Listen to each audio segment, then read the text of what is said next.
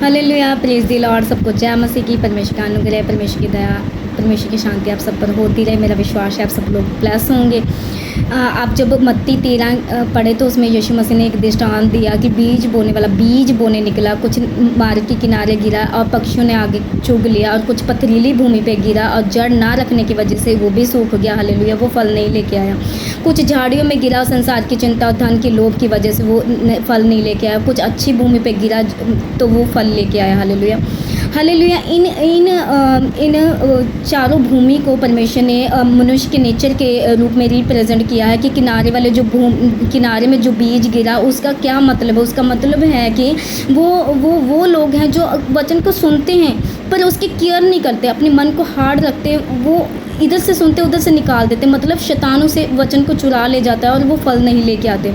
वो चर्च जाते, वचन सुनते, दूसरे दिन बिल्कुल भूल जाते कि कल वचन क्या हुआ, तो उन्हें ध्यान नहीं होता, वो अपने मन में नहीं रखते, वो मेडिटेशन में नहीं जाते, वो प्रेयर में नहीं जाते, जिसकी वजह से शैतान आके उस वचन को चुरा ले जाता है और वो फल नहीं लेके आता। हालेलुया।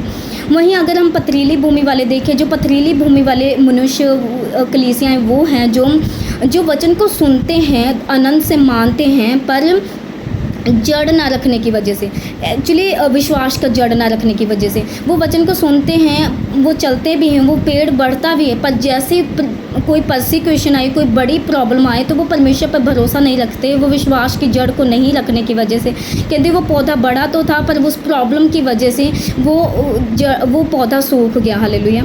तो आज देखें, आज बहुत सारे लोग क्या करते हैं, वचन को सुनते हैं, परमेश्वर में चलना भी शुरू करते, पर जैसे ही कोई बड़ी प्रॉब्लम आ जाते हैं, घर के लोग दबाने लगते, कोई विरोध आ गया तो वो परमेश्वर पे विश्वास रखना छोड़ देते हैं, वो पीछे हट जाते हैं। तो परमेश्वर ने कहा वो फल नहीं लेके आते। हालेलुया। अब अगर झाड़ियों वाले बीज जो झाड़ियों में गिरा था उसका क्या मतलब, उसका मतलब है वो लोग हैं कि जो लोग वचन को सुनते हैं, पर आज जैसे वो चर्च गए, वचन को सुन के आए, पर अगले दिन वो जॉब पे चले गए, संसार में अपनी ब्लेसिंग को ढूंढने लग जाते हो, परमेश्वर पर भरोसा नहीं रखते, वो वचन पे मेडिटेशन में नहीं जाते, वो प्रेयर नहीं करते। हालेलुया। और वो परमेश्वर पे भरोसा नहीं रखते और उनकी ज़िंदगी वो लालच में पड़ जाते हैं, वो जॉब के पैसों की लालच में पड़ जाते हैं, और जो वचन उनकी ज़िंदगी में जो वचन का बीज बोया गया था वो फल नहीं लेके आता। हालेलुया। तो शैतान उस बीज को ख़त्म कर देता। हालेलुया। जब हम चर्च जाएं तो हम परमेश्वर पे भरोसा रखें, अपने स्पिरिट को रेडी करके जाएं। हालेलुया। तो आज अगर अच्छी भूमि वाले देखें तो अच्छी भूमि वाले लोग वो हैं जो अपनी स्पिरिट को रेडी करते हैं। अब देखिए एक किसान जो है बीज बोने से पहले जो ज़मीन है उसकी जुताई करता है, मिट्टी को रेडी करता है, वो नमी को नम करता है मिट्टी को, वो उसमें मशीन चलवाता है, फिर वो बीज बोता है। हालेलुया। ऐसे ही आप चर्च जाने से पहले अपनी स्पिरिट को रेडी करें। हालेलुया।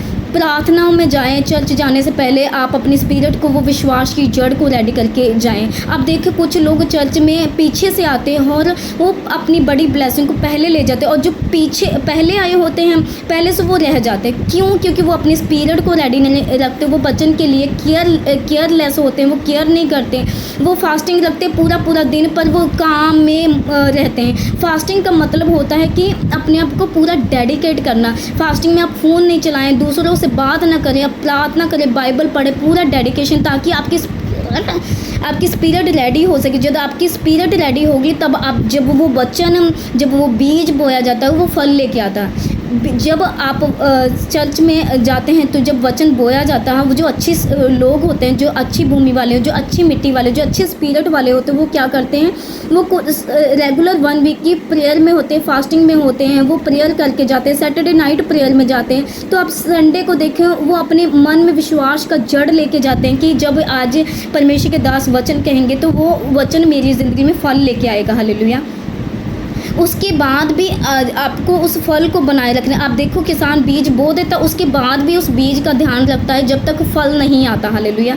तो आज मेरा संदेश यही है कि आप अच्छी स्पिरिट वाले भूमि बने, ताकि परमेश्वर जब आपके अंदर बीज बोया जाए तो आप फल लेके आएँ। आज बहुत सारे लोग फल क्यों नहीं ले आते, डिले ब्लेसिंग क्यों? क्योंकि वो अपनी स्पिरिट को रेडी ही नहीं कर पाते। वो फास्टिंग करते पर सारा दिन काम में रहते हैं। फास्टिंग का मतलब है डेडिकेट कर देना अपनी स्पिरिट को, अपनी लाइफ को एक दिन के लिए।